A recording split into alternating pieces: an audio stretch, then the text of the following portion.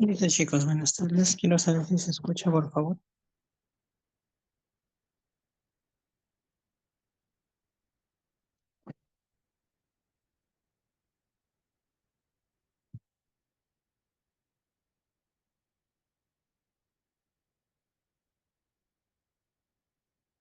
¿Se llega a escuchar bien?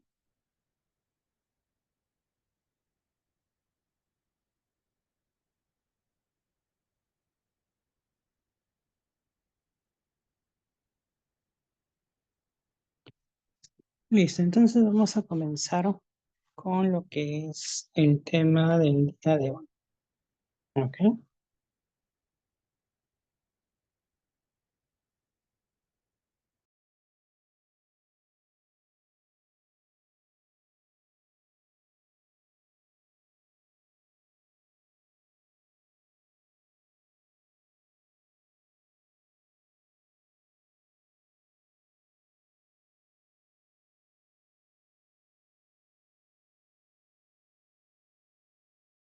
Ya, listo, chicos. Entonces, el tema del día de hoy es hablar acerca del virus de la hepatitis y también vamos a ver lo que es el virus de la rabia. ¿Ok? Entonces, cuando nosotros hablamos de lo que es el virus de lo que es hepatitis, lo primero que debemos de conocer nosotros que es una enfermedad inflamatoria que va a ser causada por virus hepatótrofos, ¿ok? Estos virus van a compartir lo que son algunas características importantes, ¿no?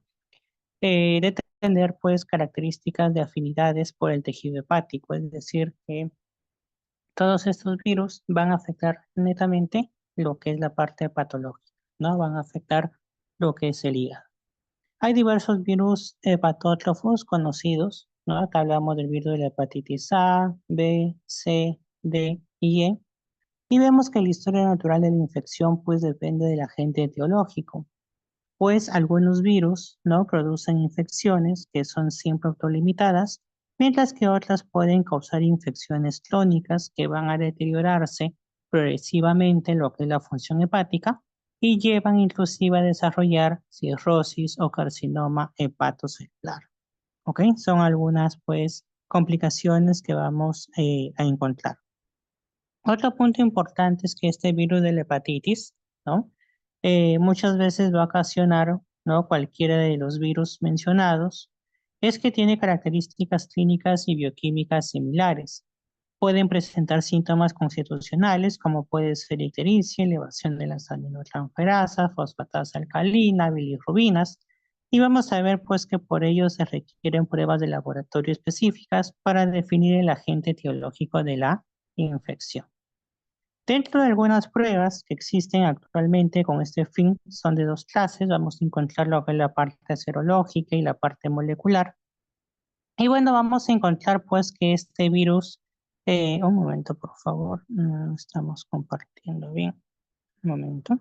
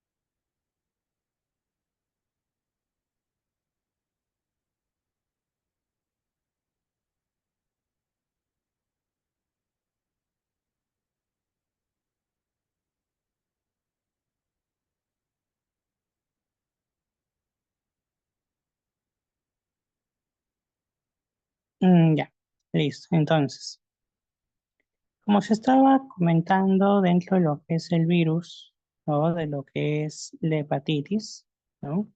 Vemos pues que este virus era una enfermedad inflamatoria causada por virus hepatótropos, ¿no? Recordando que estos virus tienen algunas características pues particulares, es decir, la afectación del tejido hepático, ¿no? Hay diversos virus hepatótropos, como puede ser el virus de la hepatitis A, B, C, D y E. Y vemos pues que este virus, principalmente su historia natural, va a depender mucho del agente etiológico, ¿ok? Vamos a encontrar que este virus entonces, dentro de lo que son hepatitis agudas, pueden ser ocasionadas por cualquier virus.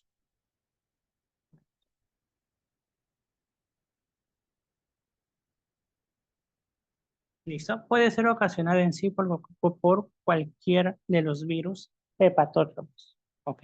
Los cuales tienen algunas características o van a presentar lo que es parte clínica y parte bioquímica, pues similar. Vemos también que estos van a presentar, ¿no? Lo que son algunos síntomas constitucionales, como puede ser, pues, la parte de la ictericia, como puede ser la parte de elevación de los aminotransferasas, fosfatasa alcalina, bilirrubinas, ¿ok? Recordar también que es por ello que se requieren pruebas de laboratorio específicas para poder definir lo que es el agente etiológico de la infección.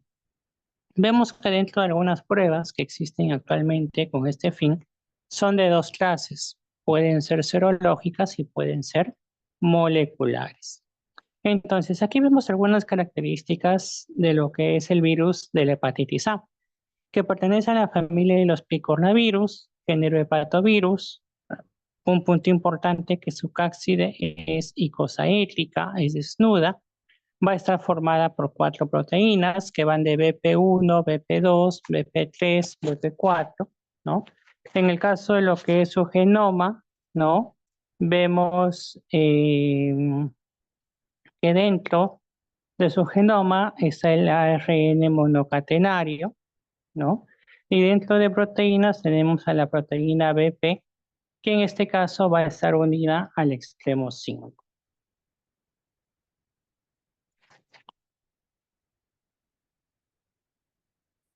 ¿Qué más tenemos? En este caso vamos a ver pues que dentro de la parte epidemiológica, ¿no? Representa lo que es el 40% de hepatitis agudas. Suele ser una enfermedad benigna, autolimitada en estos casos, ¿no? Afectando en mayor porcentaje a lo que son los niños y en los adultos presenta una infección inaparente. ¿Cuál es la vía de transmisión? Principalmente fecal oral. Su periodo de incubación va a ser entre 14 y 50 días. Entonces, dentro de esta hepatitis A, vemos aquí pues que principalmente se da por ingesta de partículas virales. Van a invadir lo que es la parte del hígado, principalmente lo que son las células de Kupffer, y allí comienza la replicación viral, ¿no? Activándose la producción de interferón, produciendo linfocitos TCD8 y la producción de anticuerpos. Muy aparte de ello, vemos que la destrucción de las células infectadas, ¿no? Puede aparecer lo que es ictericia y luego culmina con lo que es la parte de la infección. ¿Cómo hacemos el diagnóstico? Principalmente por evolución cronológica de la sintomatología clínica, identificando fuentes de infección conocida, detectando IgM mediante ELISA o el PCR mediante el ARN viral en sangre. Dentro de lo que es tratamiento o profilaxis, la educación sanitaria, el control de agua, alimentos, la profilaxis con inmunoglobulina sérica, que va a ser administrada antes o al principio del periodo de incubación. Y bueno, en el caso de la profilaxis hay algunas vacunas, ¿no? Vacunas inactivadas frente al virus de la hepatitis A para todos los niños de 2 años y adultos con la vacuna del virus de hepatitis B de alto riesgo de infección, principalmente si viajan a regiones endémicas. Como parte del tratamiento, también lo que se predomina en estos casos es el reposo. En el caso de lo que es el virus de la hepatitis B, vamos a ver que principalmente es un representante de los hepagnavirus. También infecta el hígado, aunque también puede afectar riñones y puede afectar también lo que es el páncreas.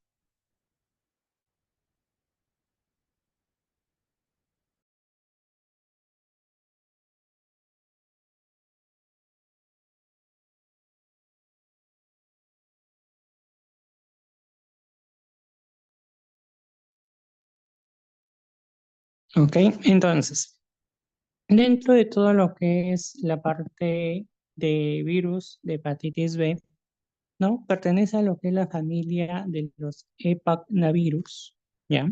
Recordar que el virus de hepatitis B es un virus ADN pequeño con envoltura, un tamaño aproximado de 42 nanómetros de diámetro, ¿no? ¿Qué encontramos en su virión? Proteínas sinasas, polimerasas, ¿no? Con actividad de transcriptasa inversa, encontramos lo que es la ribonucleasa H, una proteína P. Vamos a encontrar que su periodo de incubación va a ser de 25 a 180 días. Dentro de la parte epidemiológica vamos a ver que es cosmopolita, es decir, se va a transmitir por vía sexual, parenteral, perinatal, sanguínea, ¿no? Mediante qué objetos, por ejemplo, agujas compartidas, ¿no? También puede ser por partos, por saliva, por secreciones vaginales. Factores de riesgo, ¿cuáles pueden ser? La promiscuidad sexual y el consumo de drogas. ¿Cuál es el grupo de riesgo? Principalmente pacientes hemofílicos, personal sanitario y pacientes con hemodiálisis. Recordar también que el carcinoma hepático primario, el 80% de los casos, ¿no? Se puede atribuir a infecciones primarias por el virus de hepatitis A. Las mujeres embarazadas, que también tienen un porcentaje muy alto, en este caso de un 90%, de probabilidades de transmitir la infección al neonato. Recuerden que un 90% de todos esos neonatos infectados pueden evolucionar, por ejemplo, a una hepatitis crónica, a una cirrosis, ¿no? Y tienen alta probabilidad de desarrollar un carcinoma hepatocelular. Aquí tenemos el virus de la hepatitis B, entonces, miren lo que es la parte de su transmisión, ¿no? Que puede ser de manera horizontal, por exposición a sangre, algún líquido corporal, de manera percutánea, como también de manera vertical por vía parenteral.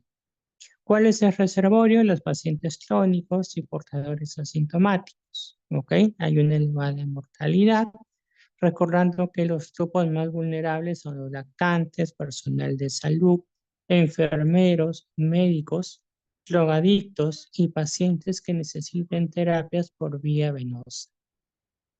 ¿Quiénes corren riesgo de padecer virus de hepatitis B crónica? Principalmente lactantes antes de los 5 años. Periodo de incubación 30 a 180 días, promedio 75. Vamos a ver que tiene una distribución cosmopolita y una prevalencia muy elevada.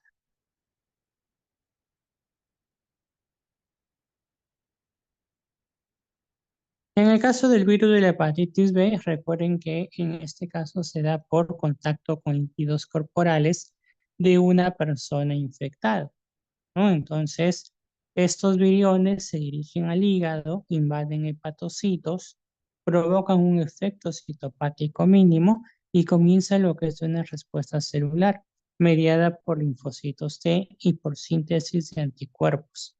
¿Qué vamos a ver aquí? Que los anticuerpos y los linfocitos TCD8 pueden neutralizar el virus y lo eliminan, provocando infecciones agudas.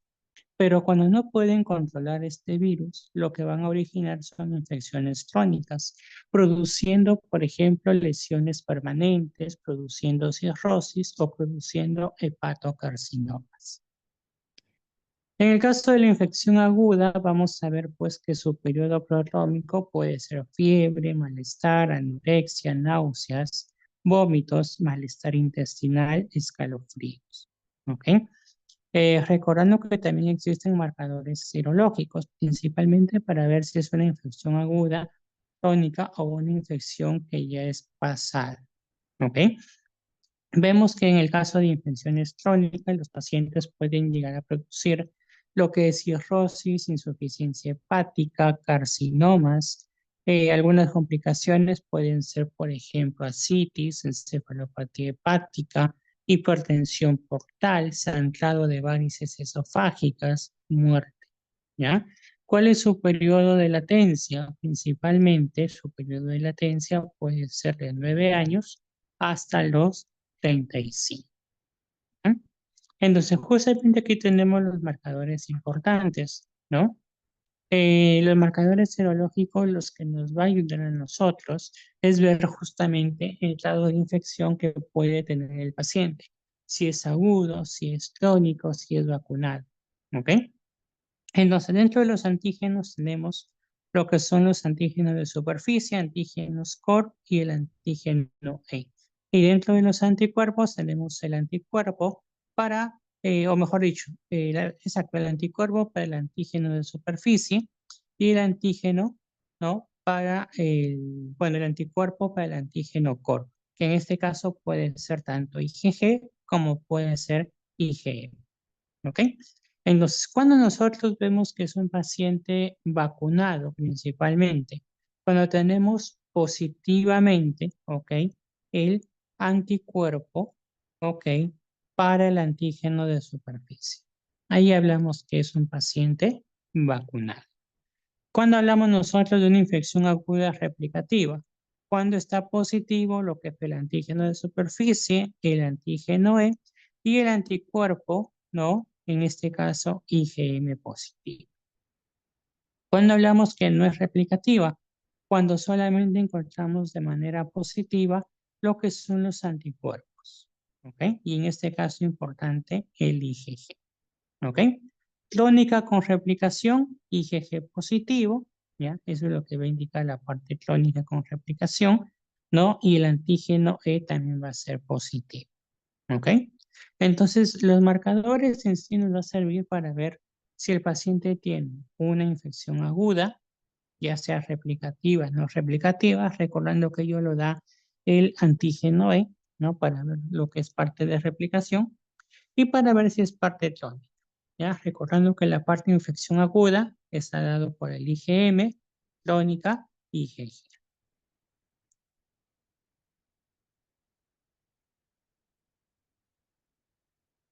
Entonces, en el caso de la hepatitis B, tenemos que muchas veces la respuesta inmune no es eficaz. ¿Ya? Hablamos pues que en pacientes con una inmunotolerancia vamos a encontrar lo que son inflamaciones leves.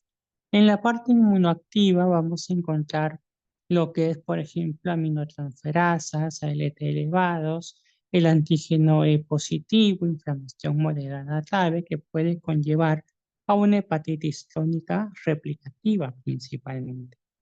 En el caso de la reactivación, hablamos ya de hepatitis crónicas, ¿no? Pero en este caso con inflamaciones moderadas a graves, un paciente con inmunosupresión. Ahora, si es un portador inactivo, obviamente encontramos baja replicación o encontramos que no hay replicación, ¿ok? Y en estos casos la resolución pues principalmente de una netroinflamación. ¿Cuál es el tratamiento? Principalmente en el caso de lo que es tratamiento, algunos fármacos frente a la polimerasa, como puede ser el fármaco lamivudina, ¿ok? O en todo caso también algunos análogos de nucleósidos, como pueden ser adefovir, lipivoxil y el fancitol. Recordando que la vacunación también va a ser muy importante, que principalmente se recomienda en lactantes, niños, especialmente personas que presenten grupos de riesgo y está hecha por un virus inactivado o muerto de hepatitis B, ¿no? ¿Cuáles son las precauciones en estos casos? Principalmente la parte universal, con sangre y líquidos corporales, ¿ok? Ello va a ser muy, muy importante.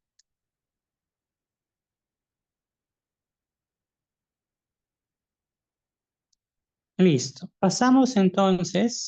Ya, pasamos entonces a lo que es parte de hepatitis C.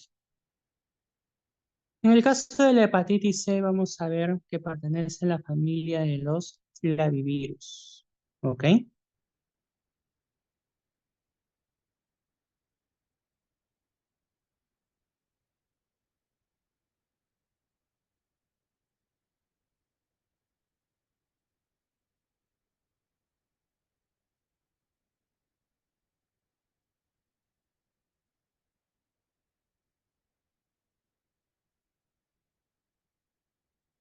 Listo. Entonces, hepatitis C principalmente familia flavivirus, tamaño aproximado de 60 nanómetros. Genoma va a ser un ARN monocatenario. ¿Ya? ¿Cuánto es su incubación? 2 a 26 semanas. ¿Ok?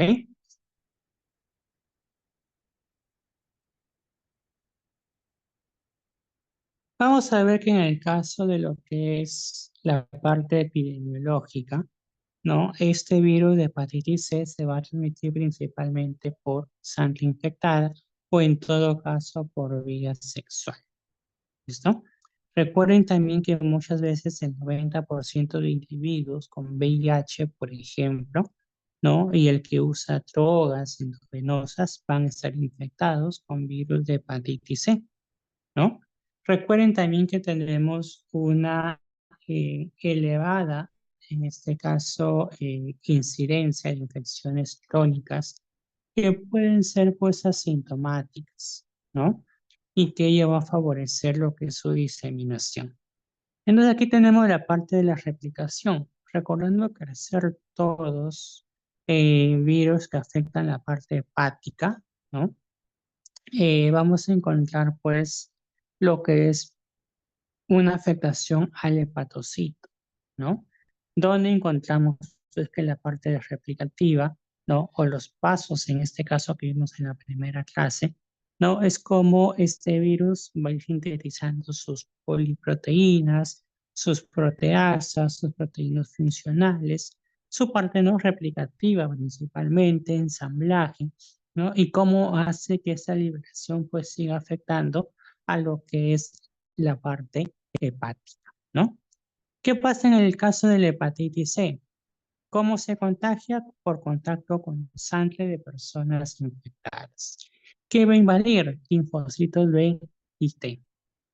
Entonces, en estos casos, hay una acción de linfocitos TCD4 y CD8, también de las células natural killer, ¿no? Se produce lo que son liberaciones de citocinas, interferones, perforinas y también encontramos liberación de anticuerpos. Se puede producir lo que es daño celular, daño tisular del hígado, elevándose lo que son las transaminasas, ¿no? Entonces, si hay una respuesta del sistema inmune que va a ser suficiente, ¿no? Para que esta infección esté estable, será una infección aguda, ¿ya? Ahora, si vemos que es una infección, por ejemplo, donde el sistema inmune no es estable, no controló esta infección y presenta un desequilibrio, la infección tendrá un curso crónico. Recuerden que si la infección tiene curso crónico, hay complicaciones. Insuficiencia hepática, cirrosis, que es lo que mayormente produce, y el carcinoma hepatocelular, ¿ya? En caso de infecciones agudas, normalmente se cura y se elimina o puede producir una cirrosis de inicio rápido o incluso la infección persistente, que pues cuando el sistema inmune no pudo controlar la infección. Cuando hablamos nosotros de infecciones agudas, importante, paciente con ictericia, fatiga, náuseas, anorexia y couri. Ahí hablamos de paciente con cirrosis. ¿Ya? Es una cirrosis rápida. ¿Ya? La parte crónica es cuando esta hepatitis va evolucionando. Podemos encontrarlo, por ejemplo, pacientes con cirrosis, ya como una complicación, no como inicio rápido, sino ya como una complicación. Ascitis, descompensación hepática, varices esofágicas, hemorragias, encefalopatía hepática y carcinoma hepatocelular. Recordar que en el caso de lo que es el tratamiento, comúnmente lo que vamos a ver, pues, es que eh, va a ser muy importante la toma de enzimas hepáticas elevadas, ¿no? La hiperbilirrubinemia, el TP prolongado, la prueba de ELISA también va a ser muy importante, ¿no? La detección de ARN genómico, ¿no? Y vamos a ver pues también que el PSRTI también va a ser muy importante, principalmente en personas cero negativas, ¿ya? ¿Cuál es el tratamiento? Interferón alfa.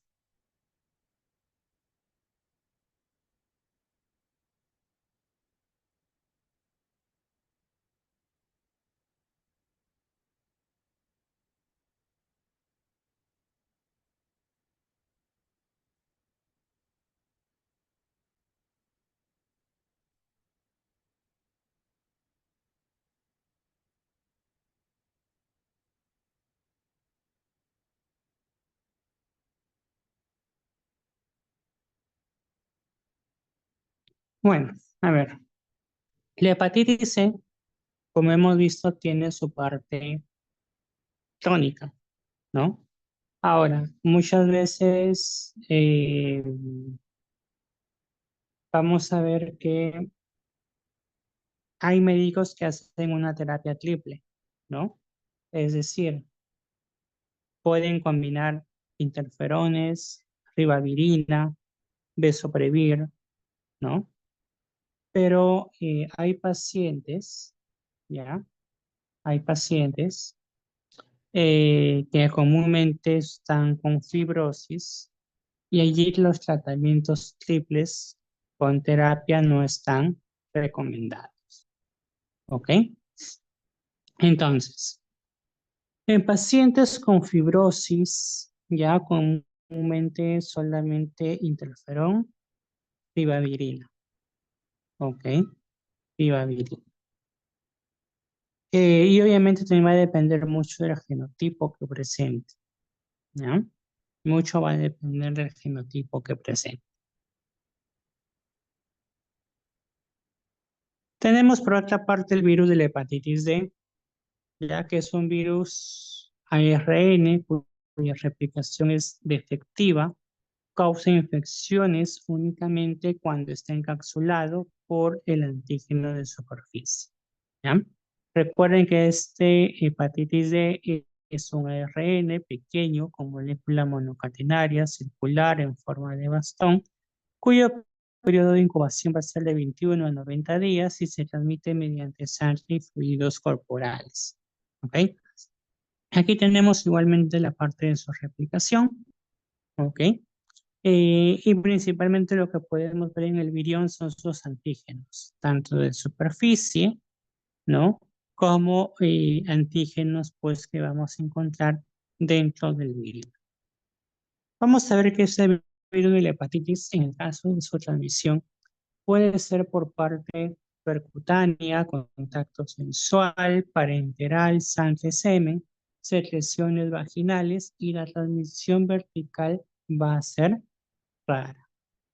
¿Ok? Vemos también que en el caso de su patogenia, ¿no?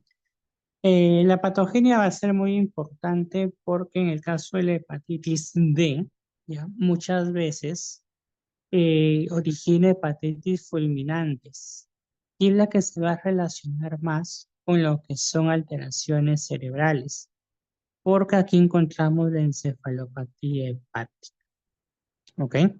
Y ojo, va a ser mortal.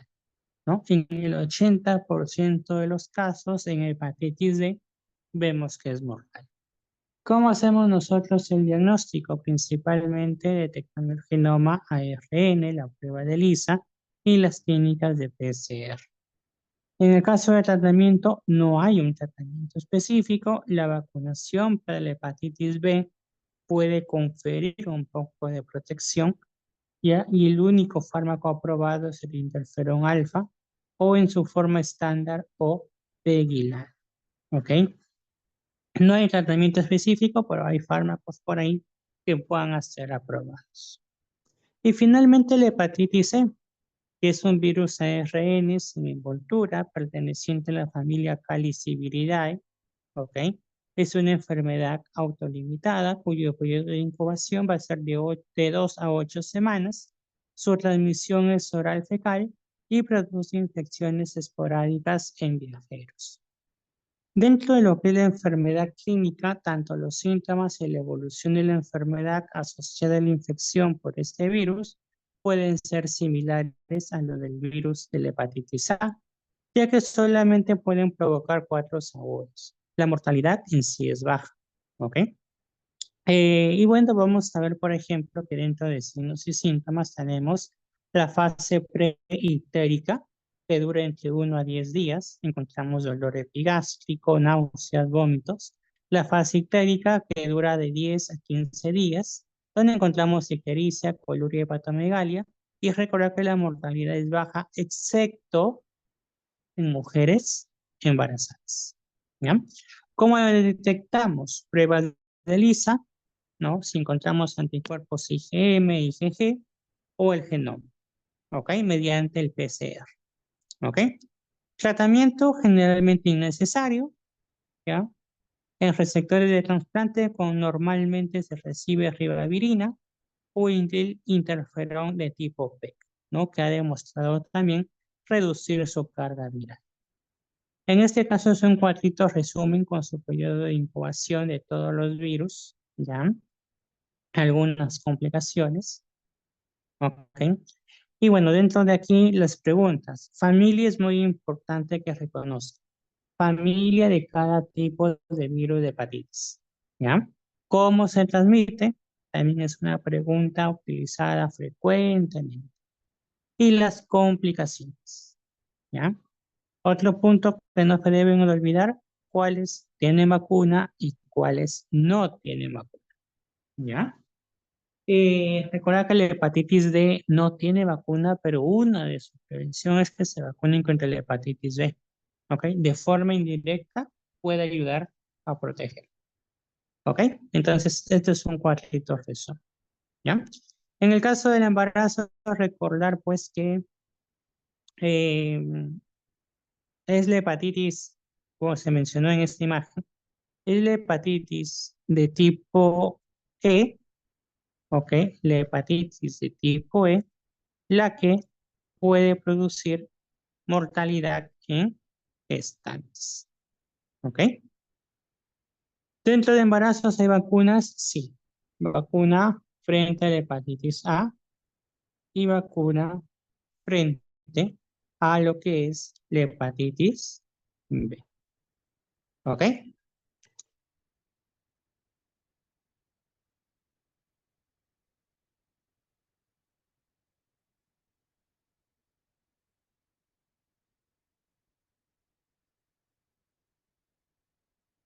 Listo, chicos. Entonces, ahí tenemos lo que es virus de hepatitis.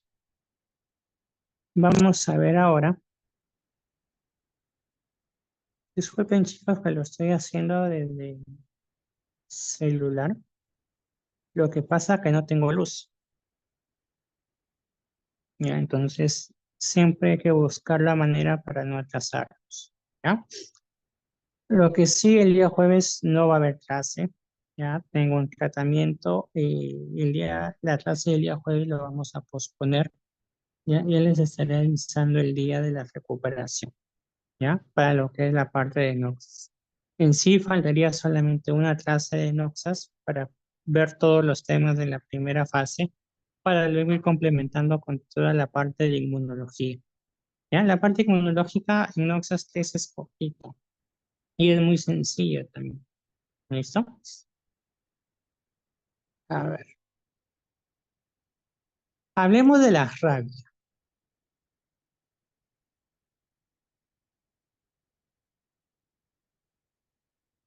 En el caso de lo que es virus de la rabia, es un virus que tiene forma de bastón o comúnmente van a escuchar ustedes forma de bala, ¿ya? Y es una de las preguntas de examen, ¿ok? Es una de las preguntas de examen, ¿ok? Normalmente en los exámenes les van a poner características y les van a poner, es un virus en forma de bala, ¿no? ¿A qué virus se están refiriendo? En este caso hablamos del virus de la rabia, ¿ok? La rabia es una enfermedad vírica aguda que afecta al sistema nervioso central transmitida a los humanos por mordedura de animales infectados. ¿Cuáles son las características? Pertenece a la familia Rhabdovirus, género Lyssavirus. Es un virus ARN de simple cadena, sentido negativo, presenta envoltura, presenta forma de bala y una nucleocápside lipoidal. Hay algunos factores que van a destruir el virus. Por ejemplo, la luz solar. La luz solar destruye virus. Los rayos ultravioleta, el calor a 50 grados en una hora, solventes gaseosos, éter, dióxido de carbono o hielo seco. Vemos entonces que este virus de la rabia, ¿ya? Este virus de la rabia, causa en el humano encefalitis aguda mortal. Es transmitida de los animales al humano por medio de zoonosis. Y ojo, se puede transmitir principalmente por la saliva de animales infectados a partir de una mordedura, rasguño o piel y mucosas con solución de continuidad. Hay dos tipos de rabia. La que conocemos todos es la urbana, ¿no? Donde el reservorio predominante es el perro. Y luego tenemos la rabia silvestre, ¿no? Donde los reservorios son mamíferos, principalmente murciélagos e hematófagos. Entonces, justamente aquí los dos tipos, ¿no? Los perritos, ¿no? Por rabia, pues, urbana, ¿no? Y luego tenemos la rabia silvestre, dado por los quirópteros, que en este caso son los murciélagos. ¿Listo? Entonces, este virus de la rabia tiene una fase de replicación. La inoculación del virus se da mediante la mordedura. ¿Ok? Vemos que luego hay una replicación vírica en el músculo donde ocurre esta inoculación.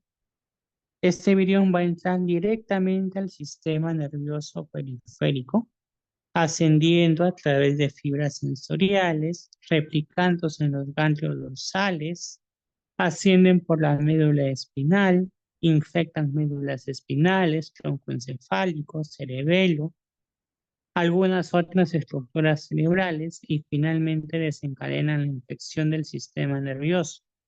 Una infección que puede llegar a afectar ojos, puede llegar a afectar glándulas salivales, la piel y otros órganos. Entonces, aquí tenemos la historia natural de la enfermedad, con su periodo de incubación, que en promedio va de 20 a 90 días. Algunos pródromos que dura 2 a 10 días, con malestar general, fatigas, cefalea, diarrea, fiebre, escalofríos, vómitos, náuseas, picazón, ardor, entumecimiento, para llegar a fases neurológicas como la rabia encefálica y la rabia paralítica. La rabia paralítica que comúnmente ya va a comprometer los 4 miembros, ¿ya? Y ojo, se puede confundir con el síndrome de Guillain-Barré, es muy parecido. Hay pacientes que llegan a coma, ¿ya? Y algunos a muerte. ¿Por qué puede fallecer un paciente con el virus de la rabia? Por dos puntos. Con arritmia cardíaca o el paro cardiorrespiratorio. ¿Ya? Entonces recordaré. Lo primero es el periodo de incubación que puede durar 1 a 3 meses, los pródromos 1 a 7 días, ¿ok? La fase neurológica aguda, la fase encefalítica, que es en el 80% de los casos, dura de 1 a 7 días. La paralítica de 2 a 10 días, lo vemos en el 20% de los casos. Y luego tenemos como muerte que va de entre 1 y 14 días. ¿Listo? Aquí tenemos como en la parte clínica, o mejor dicho, el diagnóstico. El diagnóstico muchas veces va a ser clínico, ¿ok? Pero también con ayuda de laboratorio.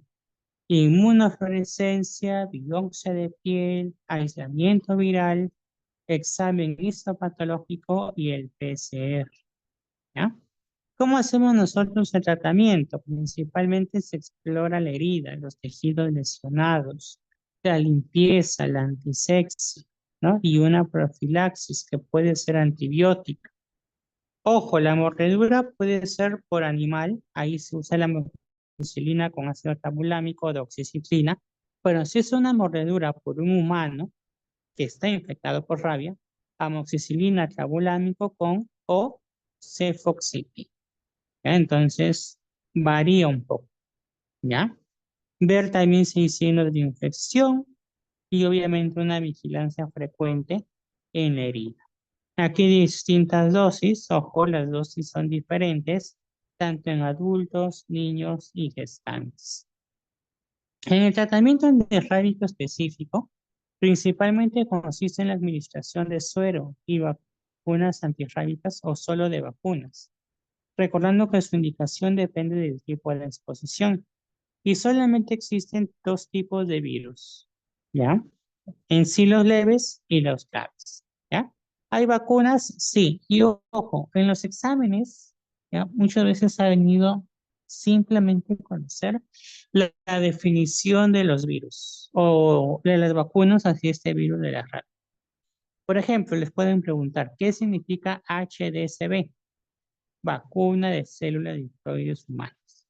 ¿Qué significa PCSB? Vacunas de células de embrión de polio purificada. ¿Qué significa PBCB? Vacuna de células veropurificadas. ¿Ya? Comúnmente en los exámenes han preguntado esto. ¿Ya? Otro punto. En el caso de lo que es una mordida por perro, ¿ya? Muchas veces, ¿qué es lo que se hace? Observar al animal mordedor, verificar obviamente si es un perrito con vacuna o no, ¿ok? Y obviamente en estos casos la conducta médica es suero más vacuna, ¿ya? Suero más vacuna. Ahora, si vemos que la mordedura, ¿ya? Es en cualquier parte, menos en cabeza, cara, cuello o pulpejo de los dedos, de las manos, simplemente vacuna, ¿ya? ¿En qué casos no se vacuna?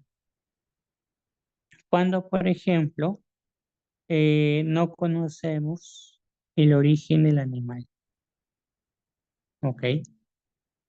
Siempre se debe de observar, ¿no? El animal por 10 días y la muerte del animal dentro de estos días, ¿no? Si no es una enfermedad conocida, no se puede decir que es un caso de rabia, ¿no? Entonces, no se vacuna en qué casos, si es un perro conocido que tenga vacuna y si es un perro conocido que no tenga vacuna, ¿ok? En esos casos no se vacuna directamente, ¿ya?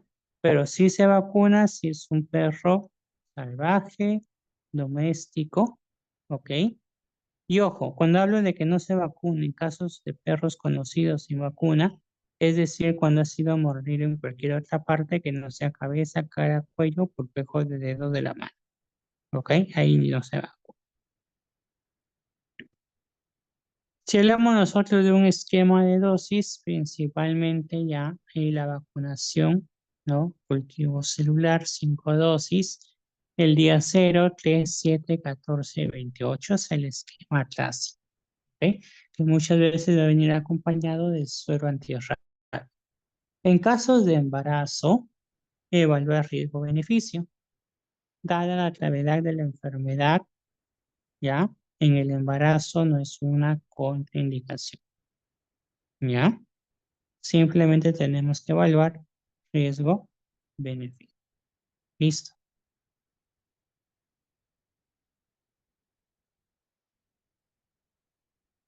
Listo, chicos. ¿Alguna duda o consulta entonces con respecto a estos dos temas que hemos visto el día de hoy con respecto a hepatitis y virus de la rabia?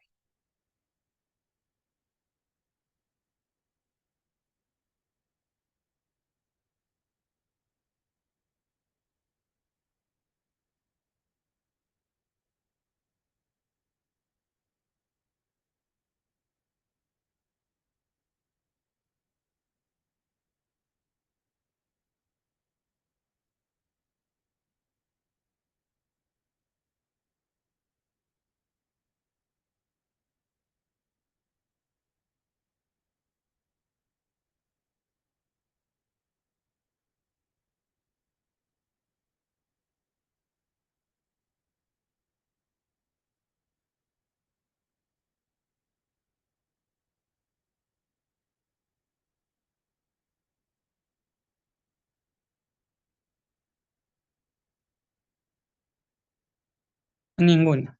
Ok. Listo, chicos, entonces en este punto nos vamos a quedar el día de hoy. Ya luego les estoy enviando la grabación porque el día de hoy he grabado de forma diferente.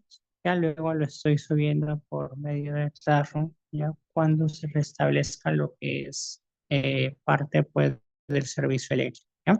Ahí les estaré pasando lo que es la grabación, ¿ya?